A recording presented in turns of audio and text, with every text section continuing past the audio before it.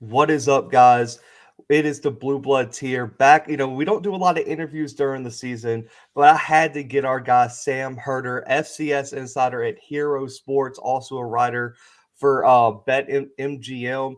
He knows all things FCS sports. So we're going to do a mid-season review today. We're going to talk the playoff race, surprise teams, the Walter Payton race, the SWAC's push for the playoffs. We're covering all that here today. But Sam, I appreciate you joining me, man. Absolutely. I appreciate you having me on. For sure. So we're through week 8 now. We're getting kind of into the thick of the season, thick of the playoff race, some conference championship races. What are just your initial thoughts on the 2021 season thus far through week 8? Yeah, it's been a really fun season, that is for sure. And I think the difference between this season and past seasons is that tier one, that top tier of the FCS, is so much bigger now compared to past seasons. In the past, it's been NDSU, James Madison, then maybe in Eastern Washington, maybe a South Dakota State as that third team. But now, the top 8 in the FCS are looking pretty strong right now. The national championship picture is kind of up in the air as far as who's going to make it, who's going to win it. There's multiple teams, in my opinion, that I think are good enough to win it. And so I think that's kind of the thing that stands out the most is it's not a foregone conclusion anymore of who's going to be meeting up in Frisco for the title game. Absolutely. And I think even the average fan knows who's dominated the championship over like the past 8 or 9 seasons. But for you right now, so first of all, who has been your biggest surprise team this season? And then on the other side, who's been, your biggest disappointment as a team this season? Yeah, I think biggest surprise would probably, I would say Villanova. Not that they haven't been strong in the past. They've always had good players and they've always had some pretty decent preseason love as far as getting top 10 votes, but they've never been able to put it all together. And, Villanova's, they've gone through some bad injuries as well in past seasons. But, I didn't expect, if you would have asked me if they'd be in the top 5 at this point in the season, I probably would have said no. They're currently undefeated against the FCS. They got a huge win against James Madison. And so I guess Nova would probably be that team that's higher than I expected them to be. Biggest disappointment would probably be, there's several teams like Delaware made the spring semifinals. UND made the spring quarterfinals. Central Arkansas didn't play at all in the spring. They played a full fall schedule. I expected them to be kind of in that playoff mix, potentially, could vie for a quarterfinal appearance. And all 3 of those teams right now, it's not looking likely that any 3 of those teams will make the playoffs. And so those are, I guess, 3 that jump to mind as far as teams that haven't lived up to some high preseason expectations. Absolutely. And I think Villanova, even though they didn't win, they played Penn State pretty tough. I think they only lost by like 2 touchdowns in Happy Valley. So they have as good of a loss as it can be. They have a very nice FBS loss. But the question that some of my subscribers they think this answer is a yes. But is the Walter Payton race already over just because of I would say NCAA rookie mode stats that Eric Barriere is putting up at Eastern Washington right now? I don't think it is. I don't think it's set in stone just yet, just because Cole Kelley might have something to say about that. I think I voted Eric Barriere number 1 on my ballot for the spring Walter Payton Award. And, he obviously has gotten even better compared to the spring. And so, unless he really struggles down the stretch, I'll have him number 1 and Cole Kelley number 2. But Cole Kelley from Southeastern Louisiana University, he did win it in the spring season. And you never really know what voters are thinking. And they might just say, well, he won it in the spring. He's having a fantastic year again, maybe possibly even flying under the radar compared to what Barriere is doing. But Kelley is a fantastic quarterback as well. And so you might have some voters say, well, Kelley, he hasn't changed our mind yet about him being the best quarterback. And so I don't think it's a shut case, open and shut case just yet for Barriere to win it. I think he will win it, but I don't think it's guaranteed just because I think it might be a bit closer in voting than some people might think. Yeah. So does the loss to Weber State this past weekend hurt his case? I guess the question would be, how much does it hurt his case? The fact that they dropped to Weber State, who they have a lot of great losses, but the record doesn't look good to the average person. Yeah, I don't know if that'll impact him a whole lot for Barriere.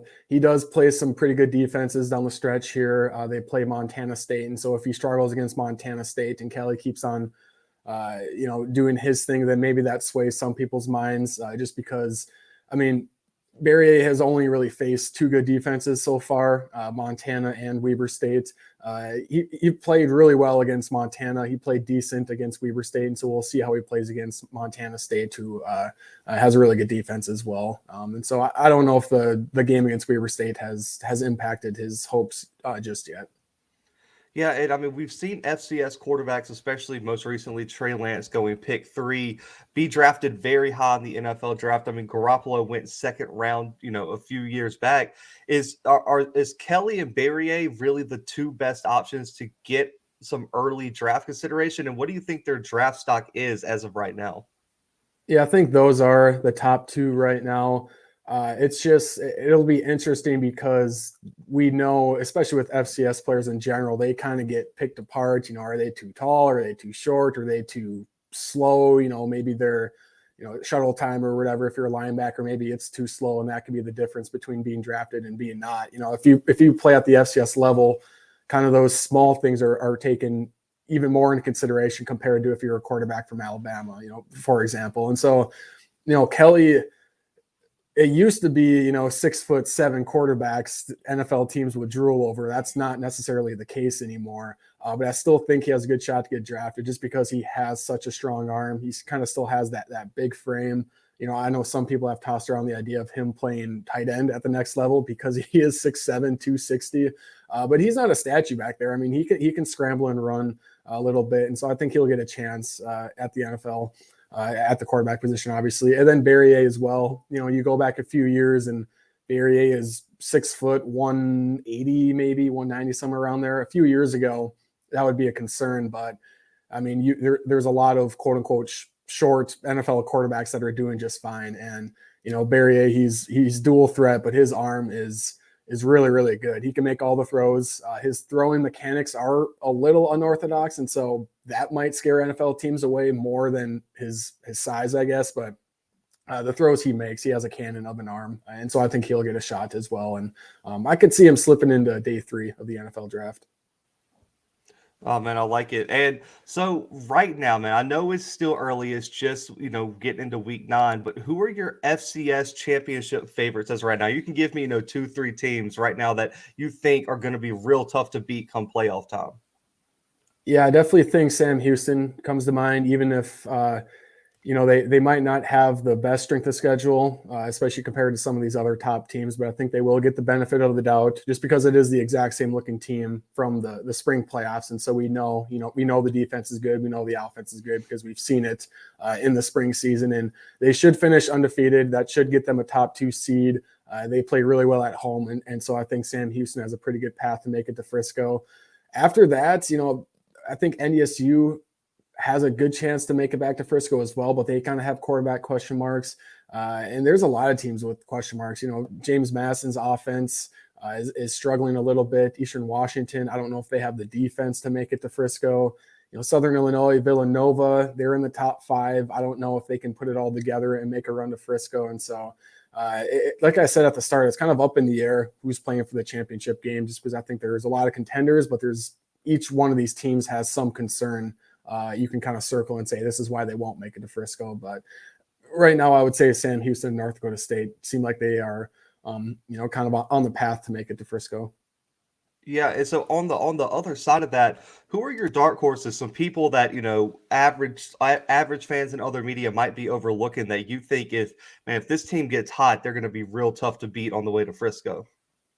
Yeah, Southeastern Louisiana is one of those teams that there's kind of that clear 8 right now in the FCS, and Southeastern Louisiana is right on the outside of that, kind of as that number 9 team in my ballots at least. And so they have an offense that I think will give any team troubles, but defensively, I don't know if they have that style of play. We've seen it plenty of times in past years where if you win games 55-35 in the regular season, that's all fine and dandy, but you make it to the playoffs and you play a better defense, that style of play is not going to get it done. But they could potentially make some noise and knock off some teams. And so SLU is kind of that team that comes right to mind. I like it, man. And so there's also been this huge narrative from the SWAC, who right now, for people who don't know, do not have an automatic bid due to the Celebration Bowl. But there's been a big talk of potentially changing that. Deion Sanders on the forefront of that push. FAMU's coach Willie Simmons has been vocal about it. What are your thoughts on the SWAC potentially pushing for the playoffs? And do you think that it would be a good move for the SWAC to get an automatic bid to the playoffs moving forward? Well, I don't know. It depends who you ask within the SWAC, because they get a lot of money by playing in the Celebration Bowl. And my understanding, the Celebration Bowl and ESPN's contract has been extended for a few more years. And so to play in the playoffs, the first round is the week of Thanksgiving. And so I don't know how it would work for them to have the SWAC championship game, have the Celebration Bowl, and still make the playoffs. They would have to cut the Celebration Bowl. And so I don't know how realistic that is. And so maybe it's a long-term plan where 5-6 years from now, they get back into wanting to be a conference that does have an automatic bid. Now the SWAC for this year, they still are quote unquote eligible for an at-large bid. But that would basically mean the third best team in the SWAC would get an at-large, because the top team in the East, the top team in the West Division, they play in the SWAC championship game, which is like in December, and then the winner meets the MEAC champ in the Celebration Bowl. And so whichever SWAC team would make the playoffs, it would basically be the second place team in one of the divisions. So essentially the third place team. How realistic that is that year, I don't think it is that realistic right now, just because you look at strength of schedule and, for example, FAMU probably, looking at the second place team, so the third best team overall in the SWAC, and their strength of schedule is in the hundreds. And even if they go 9-2, we've seen 9-2 teams from the Southland in the past not make the playoffs because they haven't beaten anyone good. They don't have a good strength of schedule. They don't have any quality wins. And so would a 9-2 FAMU team make it over an 8-3 team from the CAA, or an 8-3 team over the SoCon or the Valley? I don't think so, just because their strength of schedule isn't going to be strong enough. You saw North Carolina A&T out of the MEAC a few years ago make the playoffs as an at-large bid, just because the bubble was pretty weak, and there weren't 24 teams that fell out the bracket. I don't think that's the case this year, because there is going to be 6 teams from the Big Sky that are going to want bids. There's going to be 5 teams from the Valley that are going to want bids. There's going to be 4 teams from the CAA, 3 to 4 teams from the SoCon, 2 teams from the Southland, 1 team from the OVC. So where does that third place team from the SWAC fit in? I think they'll be considered. I think they'll be a bubble team, but right now I just have a hard time seeing a SWAC team make the playoffs, just because of that strength of schedule. Right. And I mean, that's what on this show we've had like multiple discussions about it. On our mailbag, we got asked about it. And I was like, for it to happen, FAMU's going to have to beat everyone down the stretch by like 30, 40 points. I mean, it was going to have to be, so I believe it, like their opponents combined records like 9-26 over these last few weeks. So, and they played a D2 team. They didn't play any FCS team. Now, Prairie View, I think, but they're on track to go to the SWAC championship. If they didn't, they're out of conference. They played Incarnate Word, and they played a few teams that I think they could have argument, but losing to Incarnate Word 41-9, I believe, is probably not a great stepping stone into the playoffs right now. But the other thing with SWAC fans that I've talked about, and just fans who are new to the FCS, because this channel we cover all levels of football, so there's a lot of fans who have misconceptions. The first one is, a lot of fans are hesitant to join the playoffs because they're scared that the SWAC is going to have to travel across country. Now, as we both know, it's very geographically located in the first round. Could you kind of walk through how seeding is in the first, few rounds, and how teams are put in certain places in the bracket? Yeah, so the NCAA picks up the bill for travel expenses, and so with that, because the FCS playoffs isn't exactly a moneymaker for the NCAA, they regionalize the bracket as much as possible, where essentially if you are within 400 miles of a team, that's in their guidelines, that's a bus trip. And so anytime there's first round matchups where you're within 400 miles of a team, you're going to get matched up with that team. And so the top 8 seeds get a first round bye. And then there's 16 teams that play in the first round that are all matched up geographically. Now, you can't bus everyone. So like there will be some flights, but since the SWAC is kind of in that, nice area, they probably, a SWAC team would probably get bused to a team from the SoCon or the Southland OBC just because of 400 miles or less. But then those first round matchups are paired with seeds, again, based off of regionalization. And so like sometimes you'll see Northern Iowa and South Dakota State, if they play in the first round, they'll get matched up where the winner will play like a North Dakota State, just based off of regionalization. Same thing with the Big Sky, again, to save travel costs. Now there's the further you go into the playoffs, the more likely it is you're going to fly to places just because it's hard to regionalize it that way. But yeah, it's unfortunately it's regionalized, and that doesn't make it a true 2014 bracket. And so that is one unfortunate part of the FCS, that it's, very regionalized. Yeah. And then other is, how does game? So I know there's bidding in terms of who gets to host the first round game. Can you kind of walk through how that works, how much the bids may be, and, and break down how teams get to bid for home field advantage in the first round?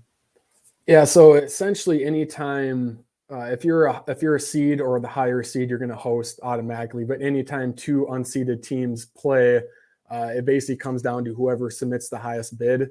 And usually that only happens in the first round, because obviously second round it'll be unseeded versus seeded. But there have been times where two unseeded teams have made the quarterfinals, and so they had to go back to whatever the bid was.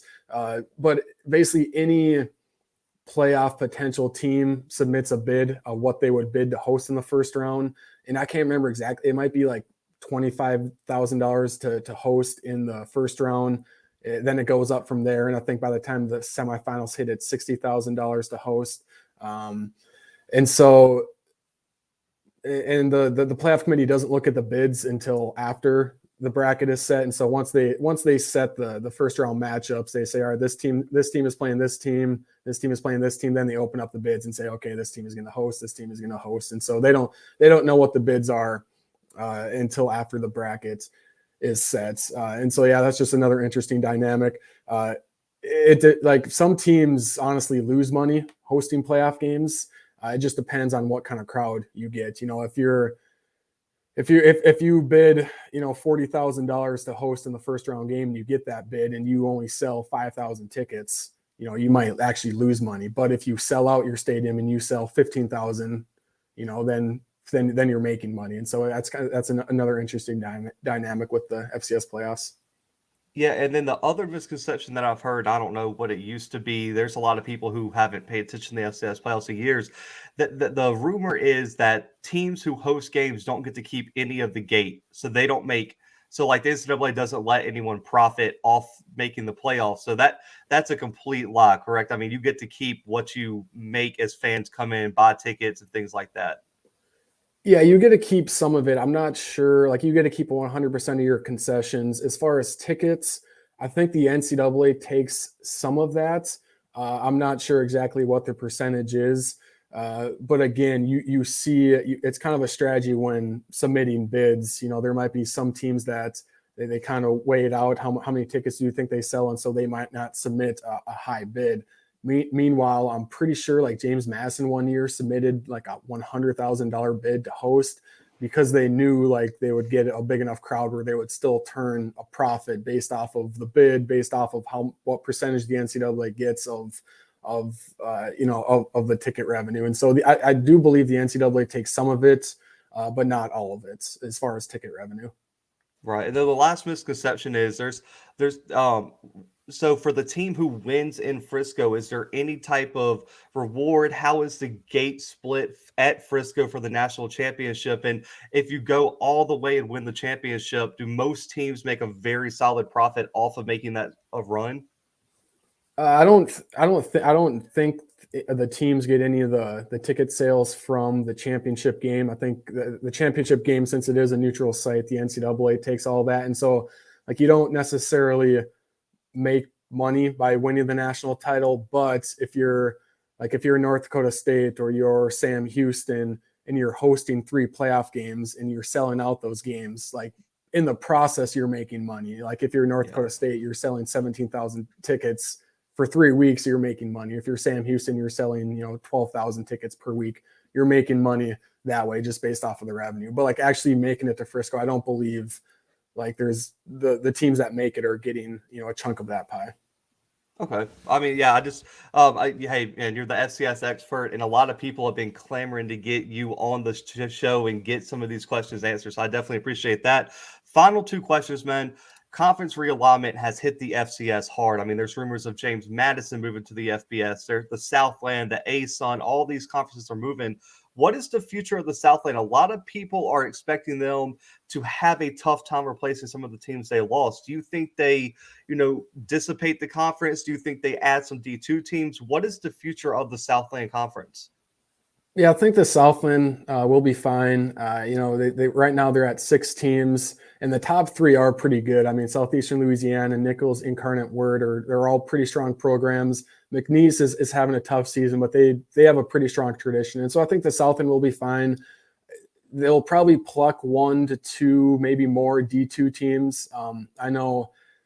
I think it's Texas A&M Commerce. I think they're located pretty close to Frisco, which is where the national title is held. But that's one D2 team that the Southland is adding. They'll probably look to add, 1, 2, 3 more. I don't know if they'll get, they might try to go to a SoCon team or maybe an OVC team and try to pluck like another FCS team to join their conference, but I haven't heard anything of that happening. So it sounds like they'll probably grab some D2 teams out of that Texas area and kind of just try to grow from there. Yeah, so was there any validity to the rumors of them possibly trying to add Prairie View? Because I know there was some rumors that they were going to try to pluck Prairie View from the SWAC, who is a founding SWAC member. Was there any truth to that rumor? I'm sure there was probably some talks. I heard Texas Southern as well as a possibility.